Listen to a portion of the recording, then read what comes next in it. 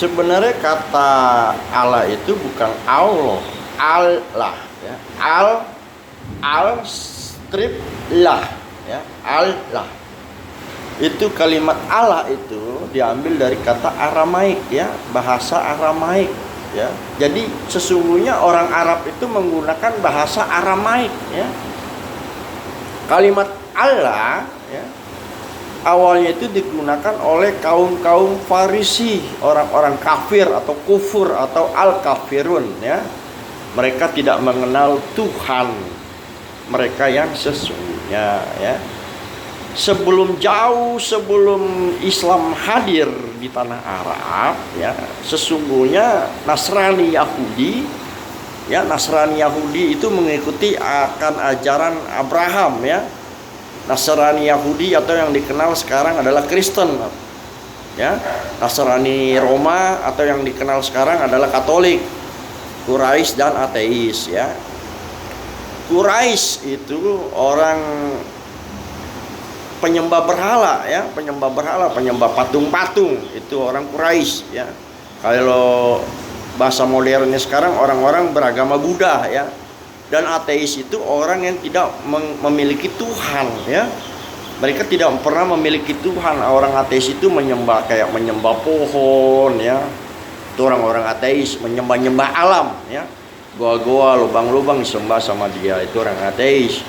Ya, jadi kalimat Allah itu sesungguhnya Allah ya, bukan Allah, ingat. Sesungguhnya kalimatnya itu yang benar adalah Allah. Allah itu diambil dari bahasa Aramaik ya. Dari kalimat Allah ya. Ya, Aramaik itu dipecah ke bahasa Ibrani, diterjemahkan. Jika diterjemahkan ke dalam bahasa Ibrani, maka bunyinya akan menjadi Elohim ya. Elohim. Lalu jika diperhalus lagi ya, masih di dalam bahasa Ibrani, tetapi bahasa Ibrani yang halus, yang paling sakral ya, itu adalah Yahweh ya. Yahweh, Elohim, Ilah atau Allah, yaitu Tuhan ya. Jadi Tuhan Allah itu ya satu wujud, satu rupa ya. Bukan tiga, bukan dua ya, tidak beranak ya. Seperti tertulis di dalam surat Al-Quran yang mengatakan Allahu ahad, Allahus somad, lam yalid walam yulad ya, yang artinya sesungguhnya Allah itu esa, tidak beranak dan tidak diperanakan ya. Sedangkan Yesus menurut di dalam Alkitab ya, di dalam kitab Lukas pasal 1 ayat 30 dan 31, atau di dalam Al-Quran bisa engkau lihat dan buka sendiri di dalam surat Ali Imran ayat 45 ya.